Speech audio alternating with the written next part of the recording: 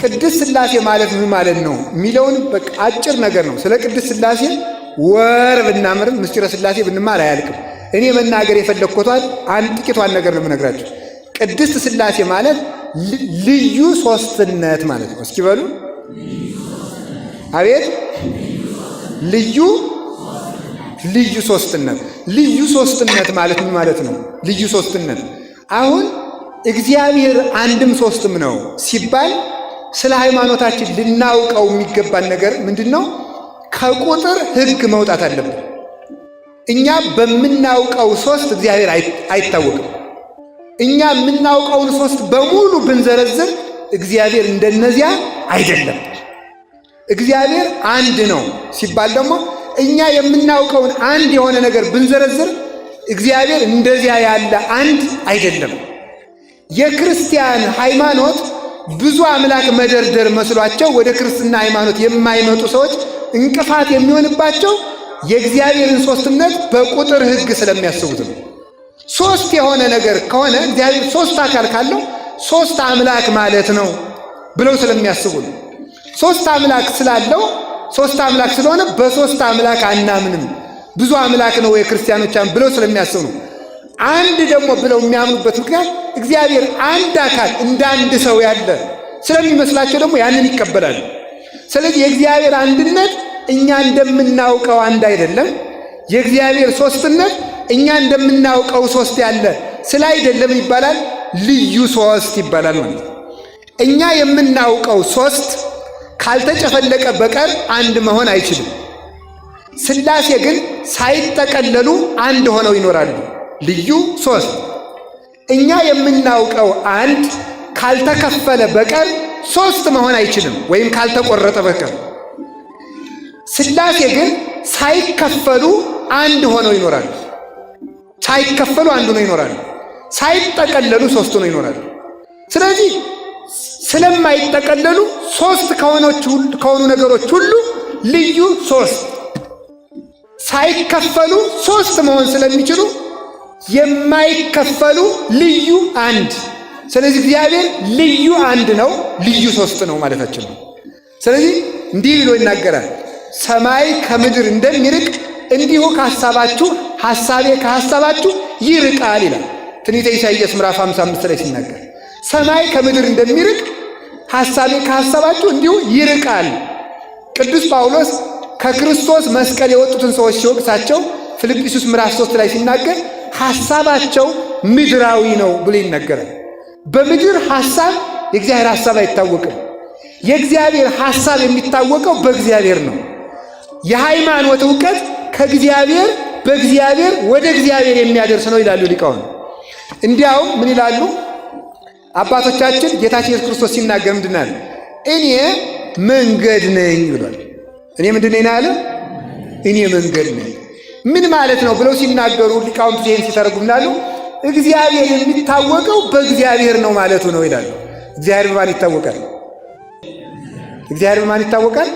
በእግዚአብሔር። ስለ እግዚአብሔር ከተናገረው ውጪ ማወቅ አይቻልም። እግዚአብሔርን ለማወቅም እግዚአብሔር ያስፈልጋል። በእግዚአብሔር መሪነት፣ በእግዚአብሔር ንጹሕ ልቡና ሰጭነት፣ በእግዚአብሔር ጥበብ ገላጭነት እግዚአብሔር ይታወቃል። ወደ እኔ ለመድረስም እኔው ነኝ የማደርሳችሁ ማለት ነው። ይህንን ራሱ ሲናገር ልንገራችሁ። የማቴዎስ ወንጌል ምዕራፍ 11 ላይ ሲናገር እንዲሁ ላይ ይናገራል። እንዲህ አለ፣ አልቦ ዘየአምሮ ለአብ ዘእንበለ ወልድ ባሕቲቱ ወአልቦ ዘየአምሮ ለወልድ ዘእንበለ አብ ባሕቲቱ። አብን ከወልድ በቀር የሚያውቀው የለም፣ ወልድን ከአብ በቀር የሚያውቀው የለም። ወለዘፈቀደ ወልድ ይካስት ሎቱ። ነገር ግን አብና ወልድ መንፈስ ቅዱስ እርስ በርሳቸው ብቻ ተዋውቀውበት የሚኖሩትን የነሱን የህላዌ ምስጢር ያናዋር ምስጢር ወልድ ለፈቀደው ይገልጥለታል። ለፈቀደው ማለት እሱ ለወደደው ከሰጠ እሱ ካልፈቀደ አላገኘውም ማለት ነው ወይ? ማለት እሱ የሚፈቅደው ፈቃዱን ለመቀበል ለተዘጋጁ ሰዎች ነው። ሰው ልቡን በከፈተ መጠን እግዚአብሔር የምስጢር በር ይከፍታል። ሰው ልቡን በዘጋ መጠን እግዚአብሔር የምስጢር በርን ይዘጋበታል ማለት ነው። ምስጢር መንፈስ ለመንፈሳውያን ይገለጣል። እግዚአብሔር መንፈስ ነው። እስመ እግዚአብሔር መንፈስ ውእቱ እንዳለ ራሱ እግዚአብሔር መንፈስ ነው። እግዚአብሔር መንፈስ ስለሆነ ሥጋ ለሆኑ ሰዎች የእግዚአብሔር ነገር አይገለጥም። እግዚአብሔር ሰማያዊ ስለሆነ ምድራዊ ለሆኑ ሰዎች አይገለጥላቸውም። መንፈስ የሆነውን እግዚአብሔር በመንፈስ ይታወቃል። መንፈሳዊነት ለእግዚአብሔር እውቀት አስፈላጊ ነው። ስለዚህ እግዚአብሔር ወደ እግዚአብሔር የሚያደርስ መንገድ ነው ይባላል። እግዚአብሔር ወደ ራሱ የምንደርስበት መንገድ ነው። እግዚአብሔር ወደ ራሱ የምንሄድበት መነሻችን ነው። እምኀበ እግዚአብሔር ይጸንዕ ኅብረቱ ለሰብእ እንዲል ቅዱስ ዳዊት የሰው ጎዳናው ከእግዚአብሔር ከተነሳ ይቀናል ብሎ እንደተናገረ እግዚአብሔር ወደ ራሱ የምንደርስበት መንገድ ነው። እኔ መንገድ ነኝ ብሎ እንደተናገረ እግዚአብሔር መጨረሻ የምንደርስበትም ሀገራችን ነው። እስመ ዘበኀቤሁ የዐርፍ ነጽሮተ ኩሉ ነባብያን። የነባብያን የሰዎችና የመላእክት ዕውቀት የሚያበቃው እሱን በማየት ነው ይላል አረጋዊ መንፈሳዊ። እሱን በማየት የሰው ዕውቀት ይፈጸማል። እሱን በማወቅ የሰው ዕውቀት ያልቃል። እሱን ባለማወቅ የሰው ዕውቀት ያልቃል። እሱን ባለማወቅ እግዚአብሔርን ሳናውቀው ስናውቀው እንኖራለን። እያወቅነውም ላናውቀው እንኖራለን። የፈቀደውን ያህል እናውቀዋለን፣ ያልፈቀደውን አናውቀውም። ራሱ ብቻ የሚያውቀውን ለራሱ እንተውለታለን። በብሉይ ኪዳን በመጽሐፍ እንደሰማነው ተደጋጋሚም ሰምታችሁት ይሆናል ይሄን ቃል። እኔም እዚሁ ቦታ ላይ ስናገረው አስታውሳለሁ። በብሉይ ኪዳን በጉ መሥዋዕት ሲቀርብ እስራኤል በጉን እንዲበሉ ከታዘዙ በኋላ የበጉን ሥጋ ከበላችሁ በኋላ አታሳድሩት፣ እስከምትጠግቡ ብሉ፣ የተረፈውን ግን በእሳት አቃጥሉት ተብሎ ተነግሯል። ታዘዋል እስራኤል። በኦሪት ዘሌዋውያን ላይ ያለ ዘጸአት ላይም ይሄ ተነግሯል። ለሙሴ ታዟል።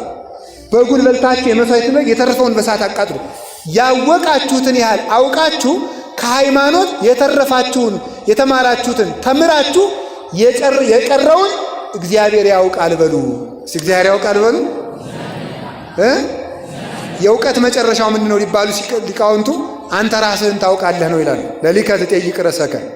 እግዚአብሔርን ማን ያውቀዋል ሲባሉ ራሱን ያውቃል ብሎ ማረፍ የእውቀት መጨረሻ ይባላል ማለት። ስለዚህ ተመልከቱ፣ ስለ እግዚአብሔር አውቃለሁ እንደማለት ያለ ድፍረትም የለም። እግዚአብሔርን የማውቀውን እንደ አባትነቱ አውቀዋለሁ፣ እንደ ባህሪው ግን አላውቀውም ብሎ ዝም ማለት ነው። ይህንን ማወቅ ይገባልና እግዚአብሔር ከዚህ ዓለም አንድ ከዚህ ዓለም ሶስት ልዩ ነው። አኮ ዘንብል ሰለስቱ ከመ አብርሃም ይስሐቅ ወያዕቆብ። ሶስት ባለው ጊዜ እንደ አብርሃም እንደ ይስሐቅ እንደ ያዕቆብ የምንለው አይደለም። ወይም እንደ ጳውሎስ እንደ ጢሞቴዎስ እንደ ስልዋኖስ የምንለው አይደለም። ለአብርሃም ለይስሐቅ ለያዕቆብ የአካል የስም የግብር ሶስትነት አላቸው። የባህሪ የህልውና የፈቃድ አንድነት ግን የላቸውም። ወይም ደግሞ በአንድ ዙፋን ላይ እንደተቀመጡ እንደ ሶስት ነገስታት የምንለው አይደለም። ሶስት ነገስታት በአንድ ዙፋን ተቀመጡ እንጂ አንዱ በአንዱ ውስጥ የለምና። አብ ግን ለወልድ ለመንፈስ ቅዱስ ልብ፣ ወልድ ለአብ ለመንፈስ ቅዱስ ቃል፣ መንፈስ ቅዱስ ለአብ ለወልድ እስትንፋስ ሆኗቸው አንዱ ህልው ሆኖ በሌላው አለና ከዚህ የተነሳ ከሶስት ነገስታትም የተለየ ሶስት ነው። ወይም ደግሞ ሶስት መስፈሪያ ዱቄት በአንድ ተጋግሮ አንድ ዳቦ እንደሚሆንም አይደለም። ያም ደግሞ ስንቆርሰው ስለሚቆረስ መከፈልና መጠቅለል አለበት። ሶስት ነበር፣ ስንጋግረው ተጠቀለለ፣ ስንቆርሰው ደግሞ ተከፈለ። ለሥላሴ ግን ይሄን የለባቸው ስለሆኑ ምን ብለን እናምናለን ማለት ነው? ልዩ ሶስት። ከዚህም የተለየ ለፀሐይ ሶስትነት አለ፣ እሳት፣ ሙቀት፣ ብርሃን። ግን ደግሞ የተጠቀለለ ነው። አንድ አካል አንድ የተጠቀለለ ክብ አካል ነው ያለው። ምንም እንኳን ሶስትነት ያለው አንድ ፀሐይ በመሆኑ ሶስት አካል ያለው አንድ እግዚአብሔር ለመሆን ምሳሌ የሚሆን ቢሆንም ምሳሌ ዋናውን አካል አይገልጥምና ምሳሌ አካልን ካከለ ምሳሌ አያስፈልግም ማለት ነው። ምሳሌ ዋናውን ነገር ይመስላል እንጂ አይመስልም። ምሳሌ መምሰል የተባለ እኮ መሆን ስላልሆነ ነው። ፀሐይም መሰለች እንጂ አትሆንም። እንደ ፀሐይም አይደለም፣ መጠቅለል አለባትና። ግን ፀሐይ የተሻለ ምሳሌ ነው። ወይም ደግሞ እንደ ባህርም አይደለም። ውከት እርጥበት አለው፣ ስፋት አለው። አንድ ባህር እንለዋለን። አብ ወልድ መንፈስ ቅዱስን አንድ አምላክ እንላለን። ከዚህም ደግሞ የተለየ ይህም መጠቅለል አለበት። ምንም እንኳን ለሶስትነቱ ለአንድነቱ ማስረጃ ቢሆን መጠቅለል አለበት። የተሻለ ምሳሌ የሚባለው የሰው ነፍስ ነው። ልብ አለው፣ ቃል አለው፣ አንድ እስትንፋስ አለው፣ አንድ ነፍስ ይባላል። አብ ወልድ መንፈስ ቅዱስ አንድ አምላክ ይባላል። ያም ሆኖ ግን አንድ ነፍስ ስለሆነች መጠቅለል አለባት። ይህም ደግሞ የቀረበ ምሳሌ ተብሎ ነው። ይሄም ደግሞ ያነሰ ነው። ስለዚህ እንዴት ነው ቢባል የሥላሴን ሦስትነት ማወቅ ስለማይቻል እኛ የምናውቀው በእምነት ብቻ ስለምናውቀው ለራሱ ትተን ልዩ ሦስት ብለን እናምናለን። እስኪ ልዩ ሦስት በሉ። ምን አላችሁ? እንደገና ደግሞ በሉ። ወይም ደግሞ አንድን ልብስ ሦስት ሰዎች እንደሚለብሱትም አይደለም፣ እንደዚያም ደግሞ አይደለም። በአንድ ጌትነት ይኖራል ማለት ጌትነት የሚባለው አንድ እንደ አንድ ልብስ ሦስት ሰዎችን ሽፍን እንደሚያደርግ አይደለም። የሦስቱ ተገናዝቦ ነው። የአብ በሌላው መኖር፣ የወልድ በሌላው መኖር፣ የመንፈስ ቅዱስ በሌላው መኖር፣ ለራሳቸው ግዛት አለመከፈሉ፣ ዘመን አለመከፈሉ፣ መንበር አለመከፈሉ፣ ዕውቀት አለመከፈሉ፣ ብርሃን አለመከፈሉ፣ ቅዳሴ አለመከፈሉ፣ ስብሐት አኮቴት አለመከፈሉ፣ ጥበብ አለመከፈሉ፣ ኃይል አለመከፈሉ፣ ዘላለማዊነት አለመከፈሉ፣ ጌትነት አለመከፈሉ፣ ስልጣን እንዲህ ያለ ሁሉ አለመከፈሉ አንድ ቢያሰኝም ግን አንድ ስንል ግን አንድ ልብስ እንደሚለብሱ ሦስት ሰዎች ማለታችን አይደለም። ወይም በአንድ ምስማር እንደተያያዙ ሦስት እንጨቶች ማለት አይደለም። ወይም በአንድ ገመድ እንደተሳሰሩ ሦስት ሰዎች ማለት አይደለም። ከዚህ ሁሉ የተለየ ስለሆነ ልዩ ሦስት በሉ በሉ እንጂ ልዩ አንድ በሉ። ደግሞ ልዩ ሦስት ነው ግን አይካፈልም። ወይም አገዛዛቸው የራሱ አብ ወልድ መንፈስ ቅዱስ አብ ምስራቁን፣ ወልድ ሰሜኑን፣ መንፈስ ቅዱስ ደግሞ የቀረውን አቅጣጫ በመግዛት አይደለም። አንዱ ባለበት ዓለም አንዱ መልቶ ሲኖር አንዱ ለአንዱ ቦታ አይለቅም። አብ ባለበት ዓለም ወልድ መንፈስ ቅዱስ ሲመሉበት ለወልድ ለመንፈስ ቅዱስ ቦታ አይለቅም። ባለበት ዓለም ይመላል። ወልድ በመላበት ዓለም አብ መንፈስ ቅዱስ ሲመሉ ወልድ ለሁለቱ ቦታ አይለቅም። ባለበት ዓለም እሱ እንዳለ ሳይጨመሩ ሳይጨፈለቁ ሳያድሩ ይመሉበታል። መንፈስ ቅዱስ በመላበት ዓለም አንድ ምላት አላቸው ማለት። ስለዚህ ተመልከቱ፣ በአንድ ምላት፣ በአንድ እውቀት፣ በአንድ ቃል ይናገራል። ሦስት ልዩ አካል ያለው በአንድ ቃል ይናገራል ማለት ነው። ሦስት ሰዎች አለን አይደል? ሦስት ሰዎች ስንናገር አንድ አይነት ቃል ብንናገር ግን የምንናገረው ግን በስንት አፍ ነው? በሉ እንጂ ሥላሴ በአንድ ቃል ይናገራሉ የሚለውን ታውቁታላችሁ? እኔ ያላውቀው፣ እናንተ ታውቁት ከሆነ ንገሩ። እኔ ያላውቀው። ስለዚህ ማለት ይሄ ነው ልዩ አንድ። ሦስት አካል ያለው በአንድ ቃል መናገር ምን ማለት ነው? በአንድ ልብ ማሰማል ምን ማለት ነው? አንዱ በራሱ አካል እንዳለ ለሌላው ቃል ሆኖ ከሌላው አካል መኖር። ይሄ ነው ልዩ አንድነት ያለው። በእናንተ ቃል እኔ አልናገርም፣ የእናንተ ቃል እናንተው ነው ያለው። ከተናገራችሁት በኋላ ጽሩ የሆነ የተቆረጠ ቃላችሁ ጆሮዬ ውስጥ ወርጎ ልቤ ጽፎት እንደገና መልሼ ልናገረው ይችላል። በእናንተ ምላስ በእናንተ አንደበት ግን አልናገርም። ብዙ ቃል ነው ያለው። በእናንተ ልብ እኔ አላስብም። በአብ ልብ ወልድ ያስባል፣ መንፈስ ቅዱስ ያስባል። ልዩ አንድ። በእናንተ ነፍስ እኔ አልኖርም። እኔ የምኖረው በራሴ ነፍስ ነው። በመንፈስ ቅዱስ ሕይወትነት አብ መንፈስ ቅዱስ ጸንተው ይኖራሉ። ልዩ አንድ። ልዩ አንድ። በአንድ ልብ የሚያስብ ግን ሦስት አካል፣ በአንድ ቃል የሚናገር ግን ሦስት አካል፣ በአንድ እስትንፋስ ሕያው ነው የሚኖር ግን ሦስት አካል፣ አንድ ግዛት ያለው ግን ሦስት አካል፣ አንድ መንበር ያለው ግን ሦስት አካል፣ አንድ እውቀት ያለው ግን ሦስት አካል፣ አንድ ብርሃን ያለው ግን ሦስት አካል፣ አንድ ምስጋና የሚመሰገን ግን ሦስት አካል፣ አንድ ኃይል ያለው ሦስት አካል። ልዩ አንድ አትሉም እንዴ? በሉ እንጂ ልዩ አንድ በሉ። ምን አላችሁኝ? ልዩ። ስለዚህ ምን እንላለን? ቅድስት አትመልከቱ። አንድ ስንል አልተመልከቱ። አንድ ስንል ደግሞ አለ አኮ ከማዳም ቀዳሜ ሁሉ ፍጥረት። እንደው እኮ ይገርማል።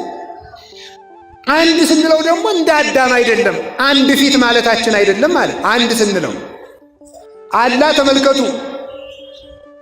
በሰለስቱ ግጻዌ ባህዱ ህላዌ በአንድ ባህሪ ሦስት አካል ነው እንጂ ሦስት ፊት ነው እንጂ ሦስት መልክ ነው እንጂ። በዚህ የተነሳ ምን እንላለን? ከዚህ የተነሳ አንድ ባለው ጊዜ እንደ አዳም አይደለም፣ ሦስት ባለው ጊዜ እንደ አብርሃም፣ እንደ ይስሐቅ፣ እንደ ያዕቆብ አይደለም። ልዩ አንድ ነው፣ ልዩ ሦስት ነው። ሦስትነት ያለው አንድ፣ አንድነት ያለው ሦስት። ህቡራን እንበለተ ሌሌዮ፣ ሊሎያን እንበለተ ድምርት፣ የማይጨፈለቁ አንድ፣ የማይጠቀለሉ ሦስት ስለሆኑ ልዩ ሶስት እንላቸዋለን። እስኪ ልዩ ሶስት በሉ ልዩ አንድ በሉ።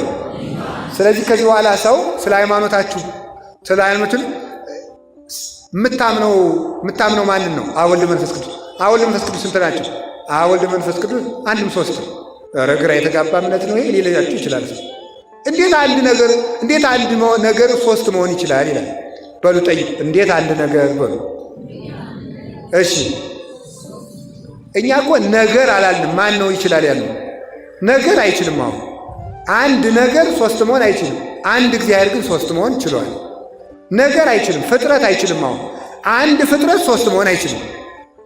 አንድ እግዚአብሔር ግን ሶስት ሆኖ መኖር ለሱ ይቻለዋል ባይኑ። አዎ ለፍጥረት አንድ አይቻልም፣ ለእግዚአብሔር አንድነት ግን ይቻላል። እንዴት ሶስት ነገር አንድ መሆን ይችላል? አዎ ሶስት ነገር አይችልም፣ ሶስት ፍጥረት አይችልም። ሶስት አካል ያለው እግዚአብሔር ግን አንድ መሆን ተችሎት ይኖራል። ለሱ ብቻ ይቻለዋል። የብቻው የሆነ ባህሪ ከሌለው እግዚአብሔር ከኛ መብለጡ በምንድን ነው?